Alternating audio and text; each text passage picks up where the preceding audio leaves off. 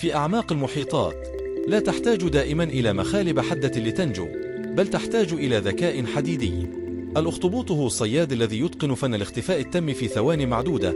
يمتلك هذا الكائن 9 عقول و3 قلوب، ويستطيع تغيير شكل جسده بالكامل ليختفي بين الصخور، مما يجعله شبحا غير مرئي لفرائسه ولأقوى المفترسات. حيلة ذكية تجعله يصطاد بأقل مجهود ويهرب من الموت في لمح البصر. فهل ترى أن الذكاء في البحر أقوى من القوة العضلية؟ شاركنا رأيك.